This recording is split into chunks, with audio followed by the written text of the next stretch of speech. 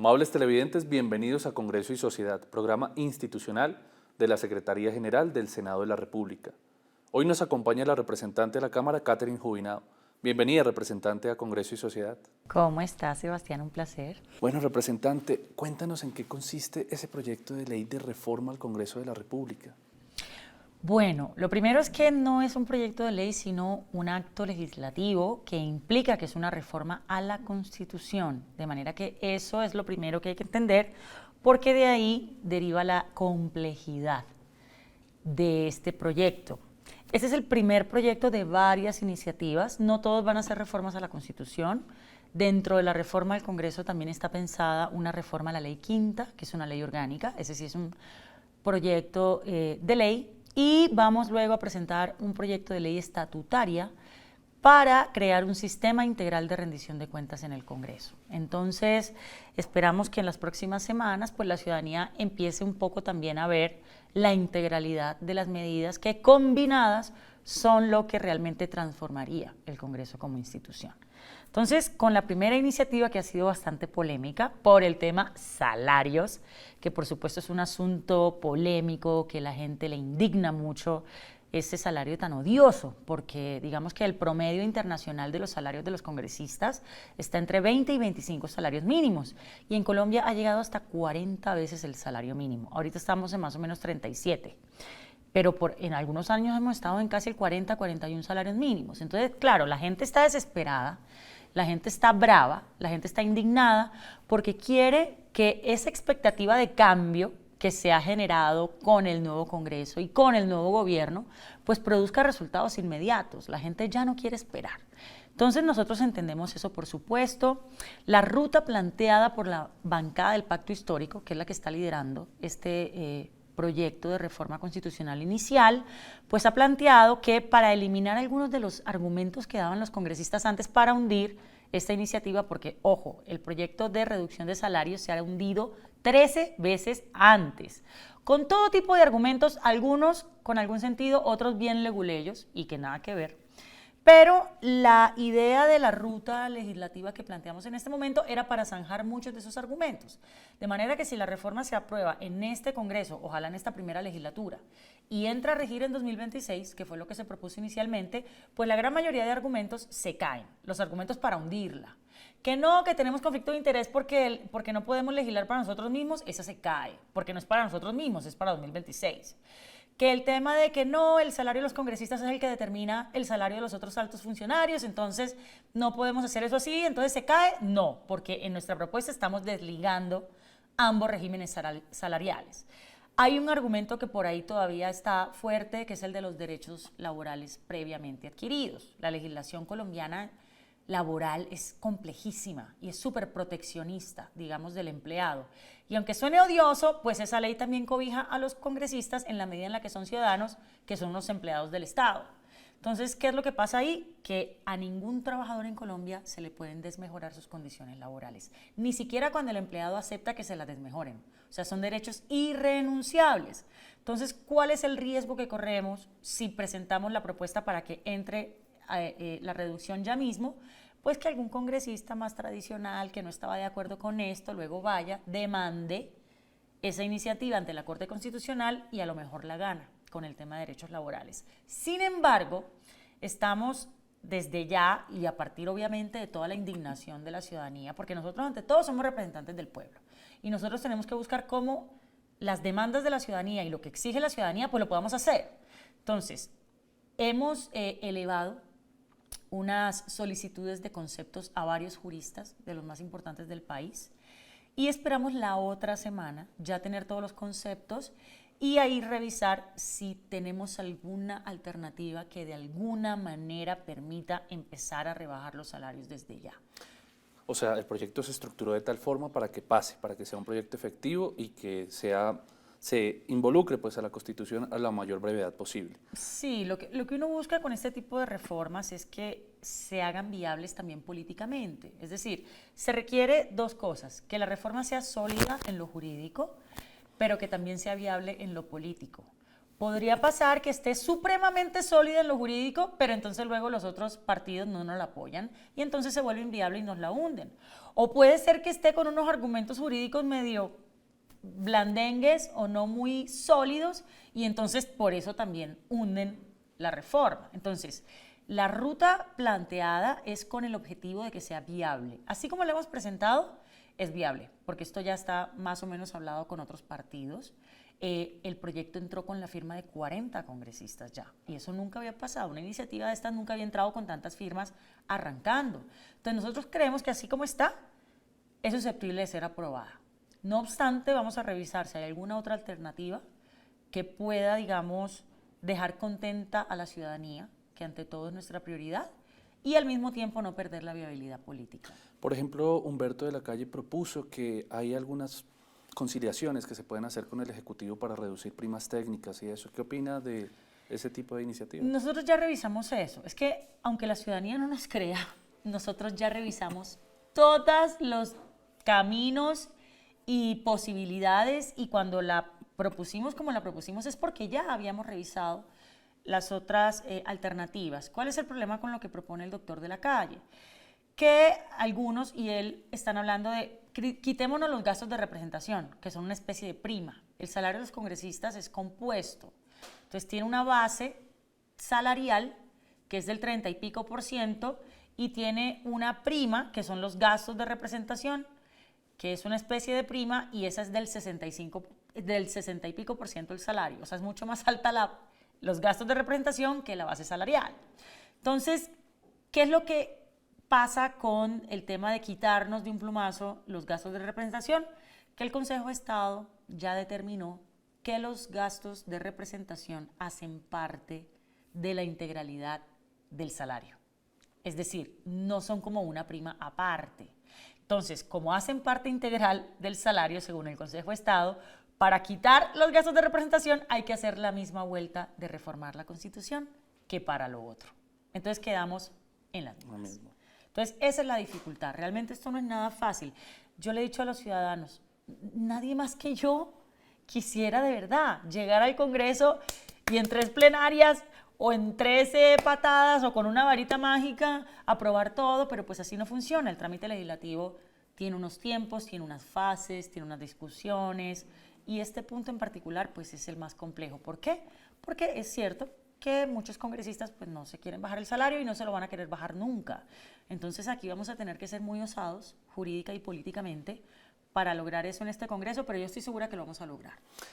Hay otros congresistas que ya como iniciativa individual lo que han optado es por simplemente ellos hacer donaciones de su salario. Recuerdo, por ejemplo, el caso de Gustavo Bolívar, que con su salario lo que hizo fue abrir unas convocatorias para personas que querían hacer cine, cortometrajes y demás. ¿Qué opinas de esta medida que, aunque simbólica, puede ser pues como algo interesante para la ciudadanía?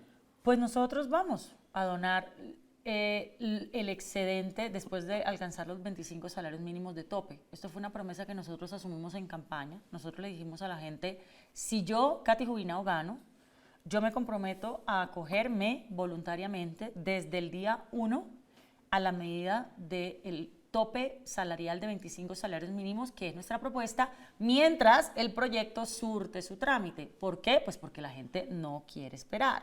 Y mucho menos quiere esperar de congresistas que tenemos esta agenda, que hemos hecho camino haciéndole veeduría al Congreso, que hemos hecho camino denunciando ese tipo de privilegios, que hemos hecho camino exigiendo la derogación de estos privilegios. Entonces, a los que tenemos esta agenda, con mucha más razón, nos toca tener gestos de compromiso real con la ciudadanía y que la ciudadanía sepa que es en serio, que no es una pose, no es como que, ay, Katy Jubinao habla que se van a reducir los salarios, pero claro, ya dijo que es súper difícil y entonces ella durante estos 4 años se va a ganar los 35 millones de pesos. No, señor, yo desde el primer salario que nos paguen, que es a finales de agosto, me acojo inmediatamente al tope de 25 salarios mínimos y en próximos días les voy a contar en qué vamos a donar las otras causas. Ahora, también le confieso algo, yo no quería hacer ningún anuncio rimbombante de esto, porque digamos que las donaciones, las mejores donaciones son las que no se hace bombo, ¿sí?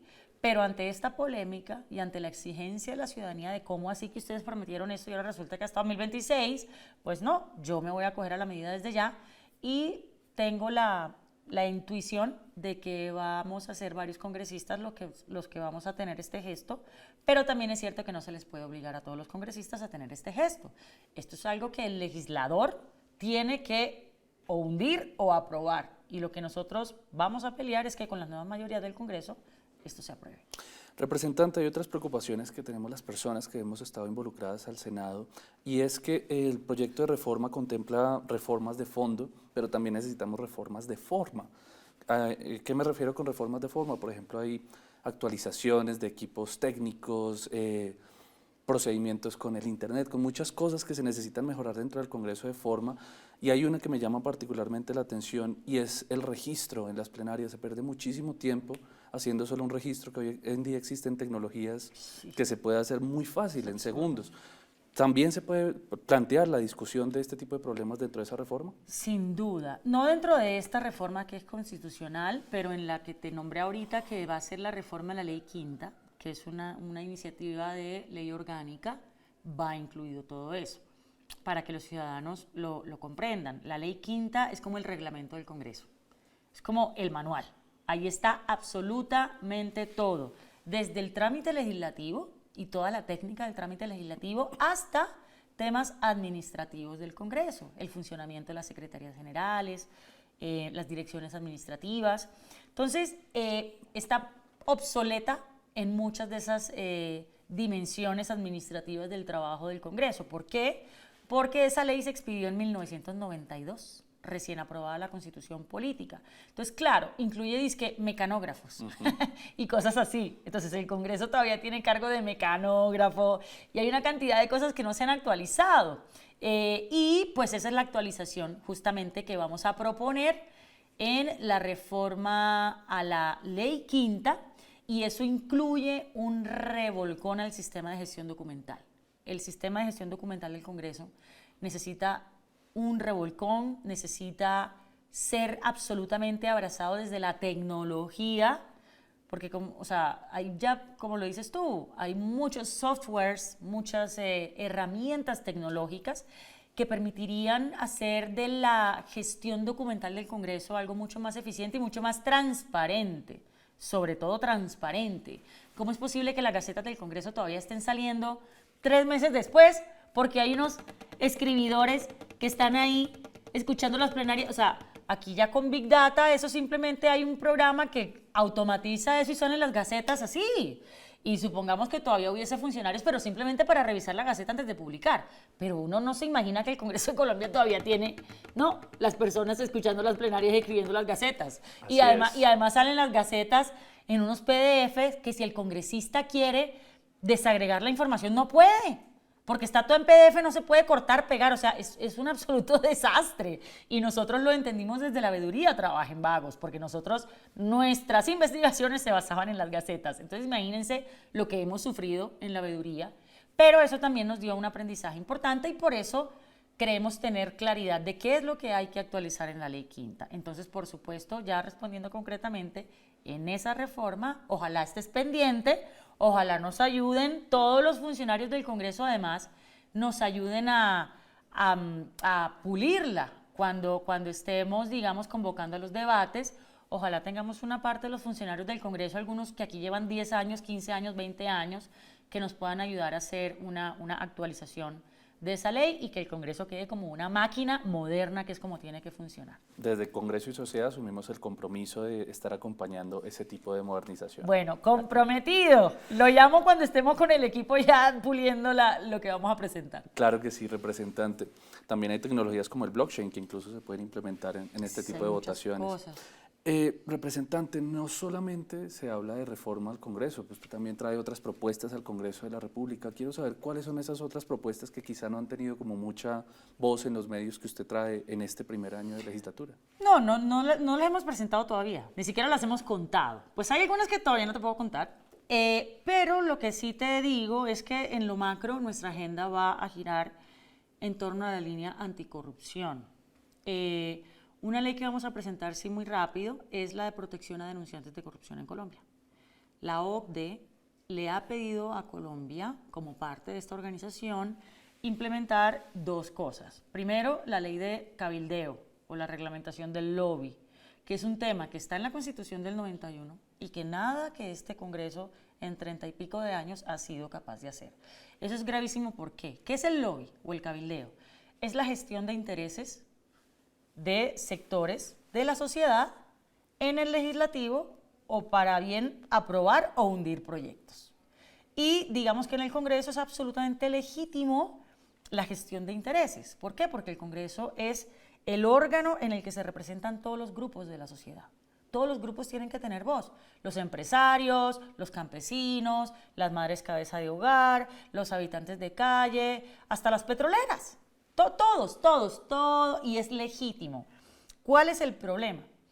Que cuando esta gestión de intereses no está reglamentada para que se haga sobre la mesa y para que la ciudadanía pueda escrutar con qué lobistas o cabilderos está gestionando intereses su congresista, entonces ahí se pone complicada la cosa. Porque entonces el cabildeo se vuelve un tráfico de prebendas. Entonces es un secreto a voces que aquí vienen lobistas y le pagan a un congresista 100, 150, 200 millones de votos, 200 millones de pesos por un voto, o en favor o no de una iniciativa, y eso deviene en corrupción, porque el trámite legislativo tiene que hacerse consultando principios de justicia y bien común. Eso es lo que tiene que buscar un legislador al tramitar las iniciativas, pero con el lobby, entonces al legislador le cambia el chip y ya no está pensando en el interés general, sino cómo voy yo ahí, en este proyecto, ¿qué me van a dar? ¿Será que la industria tal, entonces, qué me irán a regalar o qué cosas puedo yo transar ahí para ver yo cómo voto esto? Y pues eso es corrupción. Entonces, el cabildeo es una que vamos a promover durísimamente y está en la agenda de la Alianza Verde, y la otra es la de cómo proteger a las personas que denuncian corrupción, que eso es un gran problema. Aquí la gente no se atreve a denunciar por temor, porque lo echan del trabajo, porque lo amenazan en su integridad y a su familia. Yo lo digo que yo desde hace años pues tengo amenazas a mi vida y a la vida de mi familia. Entonces en Colombia es muy peligroso hacer denuncia y aquí nosotros nos la vamos a jugar por proponer esta ley en los términos en los que además lo dicta la OCDE, y eso es una de las peleas duras que vamos a dar. Vamos a proponer la creación de la bancada anticorrupción en la Cámara. En el Senado ya vimos que Roy Barreras se nos adelantó creando él un Senado, pero nosotros estamos trabajando también con organismos multilaterales como el FMI y su dirección anticorrupción, cómo meter el tema aquí en una bancada especializada, altamente especializada en el Congreso de la República para legislar en temas anticorrupción y para control político mucho más cualificado en este tema. A propósito de eso, representante, hay muchas quejas de la ciudadanía en torno al funcionamiento de la Comisión de Acusaciones de la Cámara. ¿También se plantea alguna reforma posteriormente para esta comisión? Sí, nosotros planteamos una reforma. ¿En qué sentido? La Comisión de Acusaciones, digamos, es una instancia que existe en todos los congresos y el concepto es poder enjuiciar al presidente de la República. Pero resulta que en Colombia, como todo se empieza a torcer y a permear por intereses particulares, entonces le han metido a la Comisión de Acusaciones otros funcionarios.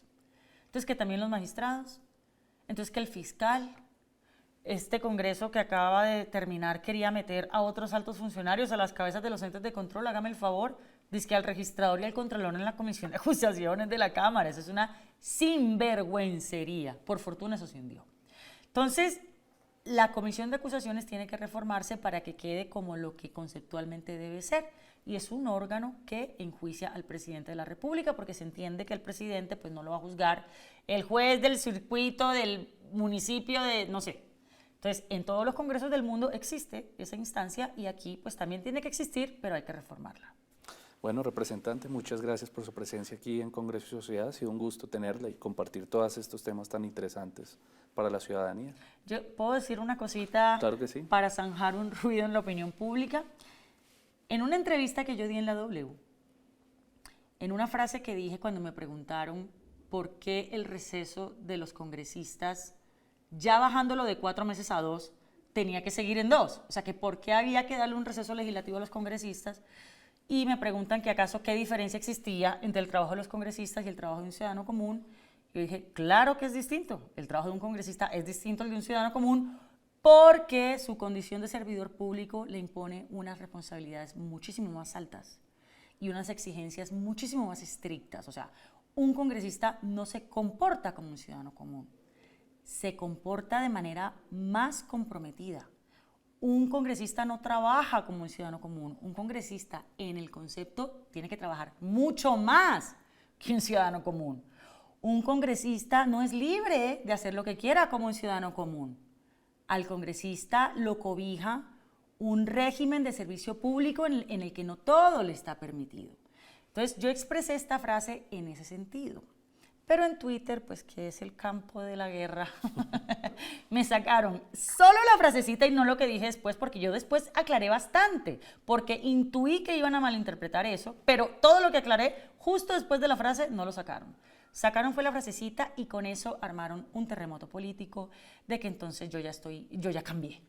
Que entonces ahora como soy congresista, entonces ahora yo digo que los congresistas trabajan más y que los congresistas merecen más vacaciones. Hágame el favor, cuando yo en la entrevista jamás dije eso y siempre defendí la reducción del receso legislativo. Entonces quisiera aprovechar este momento para aclararle a la ciudadanía. Y si es verdad que entonces yo me expresé mal y se prestó para la malinterpretación, también ofrezco excusas públicas. Yo me debo a la ciudadanía, yo llegué al Congreso a representar los intereses de la ciudadanía. Y en cuanto a las reformas al Congreso, aún y a pesar de todas las dificultades jurídicas y los vericuetos legislativos, digamos que hay que surtir para poder ver la luz con este tipo de iniciativas, nosotros vamos a hacer todo lo posible porque la voluntad de los ciudadanos que me trajeron aquí y que me dieron la oportunidad de representarlos, sea lo que se refleja en nuestras iniciativas, tanto de reforma a la Constitución, como de ley, como de debates de control político. Entonces, quiero aclarar eso, también los invito siempre a informarse bien. Los congresistas tenemos un deber y es siempre estar dispuestos a poner la cara y a rendir cuentas. Es nuestra obligación 24/7. Si la ciudadanía nos llama a cuentas un domingo a las 7 de la noche, un domingo a las 7 de la noche hay que rendir cuentas. Pero los ciudadanos también tienen un deber y es informarse bien. Es no caer en el juego de redes descontextualizado, tergiversado, porque las redes son muy bonitas en cuanto a la revolución democrática que han generado, y yo sí que lo sé, pero las redes tienen también todo el tema de las fake news, todo el tema de la tergiversación de la información. Entonces, por lo menos en lo que se refiere a mi gestión como representante, yo invito a la ciudadanía a que revisen en mis redes todas mis declaraciones completas. Nosotros en nuestras redes siempre estamos poniendo nuestras entrevistas, los medios de comunicación con los que compartimos espacios. Entonces no se me vayan a dejar desinformar porque como aquí hemos pisado algunos callos, vamos a tener gente queriendo tergiversar todo lo que decimos. Y lo vamos a asumir porque así es la política, pero los invito a que estén siempre informados y ojalá revisen mis redes porque ahí siempre vamos a tener todas nuestras declaraciones y entrevistas completas para que la ciudadanía pues, pueda saber lo que estamos haciendo. Y aquí conocemos el juicio de su trabajo desde la veeduría que estaba haciendo el Congreso de la República y el hecho de que se esté radicando el proyecto de ley una semana después de haberse posesionado, yo creo que dice bastante también de esa voluntad de compromiso. Muchas gracias, representante. De nuevo, ¿cuáles son sus redes sociales? ¿Dónde puede seguir la gente su trabajo? Bueno, en Twitter, que es mi red más fuerte, es @KatyJubinao, Katy con C, TH e Y. En Instagram, igual, @Katy_Jubinao. En TikTok, @KatyJubinao. Y en Facebook es Catherine Jubinao_fuera vagos. Entonces, nada, los invito a que me sigan, a que estén informados y aquí estaré siempre dispuesta a responder ante la ciudadanía. Y a ustedes, amables televidentes, los invitamos a contactarnos a través de nuestras redes sociales. Los esperamos aquí en Congreso y Sociedad en una próxima oportunidad.